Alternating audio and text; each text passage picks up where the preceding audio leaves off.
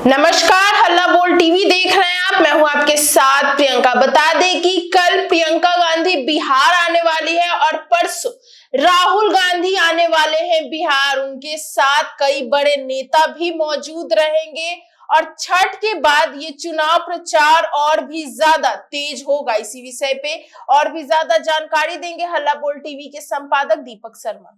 सबसे पहले तो पूरे बिहार के लोगों को छठ की बधाई।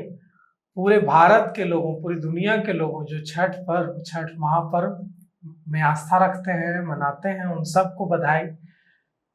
छठ पर्व खत्म होने के बाद जी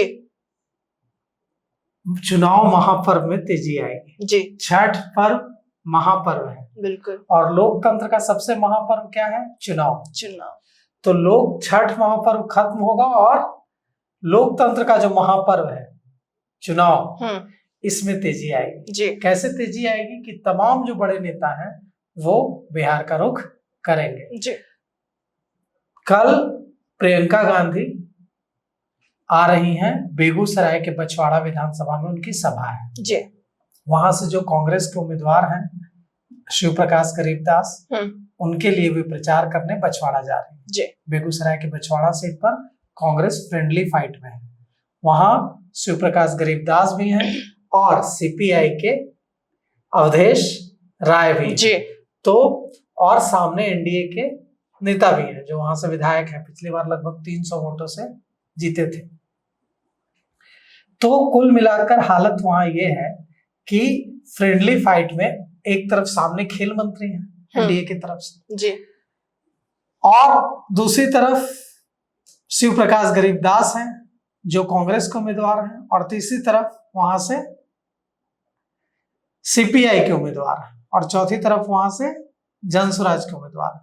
तो यह जो चतुष्कोणीय मुकाबला होगा वहां, इसमें कांग्रेस पिछड़ न जाए, इसके लिए प्रियंका गांधी कल खूब गरजेगी बछवाड़ा में जी, और उसके बाद राहुल गांधी भी आ रहे हैं परसों।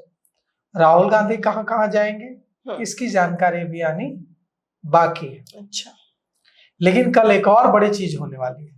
कल महागठबंधन अपना घोषणा पत्र मैनिफेस्टो जारी करने वाला है और यह कल शाम जारी किया जाएगा। लेकिन जब महागठबंधन अपना घोषणा पत्र जारी करेगा तो उसमें राहुल गांधी नहीं होंगे। अच्छा, अब तेजस्वी यादव मौजूद रहेंगे और कांग्रेस के दूसरे बड़े नेता मौजूद रहेंगे और कहा जा रहा है कि जो मैनिफेस्टो जारी होगा उसमें सबसे बड़ा वादा यह होगा महागठबंधन की ओर से, तेजस्वी यादव की ओर से, कि 10 लाख अगर सरकार बनती है महागठबंधन की तो पहली कैबिनेट बैठक में 10 लाख स्थायी सरकारी नौकरी दिया जाएगा। जी, अब 29 अक्टूबर को जब राहुल गांधी आएंगे तो यह चुनाव का बिगुल बजने के बाद पहली बार राहुल गांधी की बिहार यात्रा होगी। जी,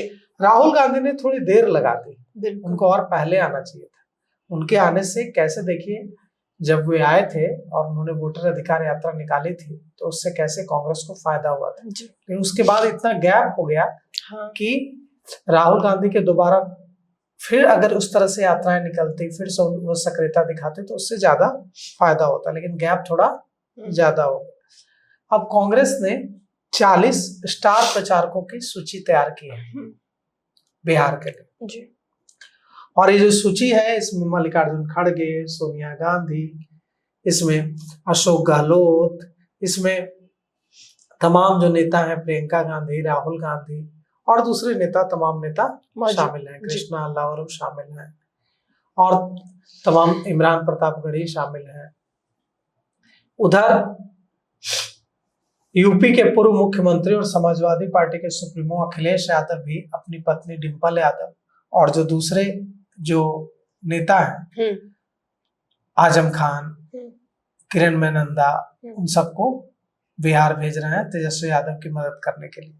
यह बहुत बड़ा एक तरह से कर्ज हो गया तेजस्वी यादव पर, क्योंकि समाजवादी पार्टी पहले तो चुनाव नहीं लड़ रही है बिहार में और उसके बाद अपनी पत्नी, खुद आजम खान, किरण नंदा और दूसरे नेताओं को बिहार भेज रहे हैं प्रचार करने के।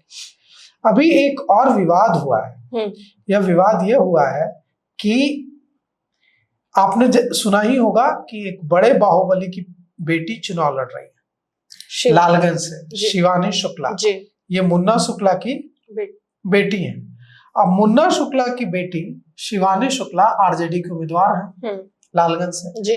उन्होंने कहा है कि उनके पिता मुन्ना शुक्ला की हत्या की साजिश रची जा रही है। अच्छा। और उन्होंने ऐलान किया है कि अगर उनके पिता को छुआ भी गया तो वो सरकार की ईंट से ईंट बजा देंगे। अब शिवानी शुक्ला के इस ऐलान से विवाद खड़ा हो गया है, बवाल मच गया है कि शिवानी शुक्ला को कैसे यह सूचना मिली और यह सूचना, इस सूचना में कितना दम है कि उनके पिता बाहुबली मुन्ना शुक्ला की जान पर खतरा है और हत्या की साजिश रची जा रही है। अब देखिए सरकार की तरफ से इसका क्या जवाब आता है। जी, तो सुना आपने इन सब को लेकर, आपकी क्या राय हमें कमेंट बॉक्स में बताएं। फिलहाल इस पेशकश में इतना ही। आगे की खबर देखने के लिए बने रहे हल्ला बोल टीवी के साथ। धन्यवाद।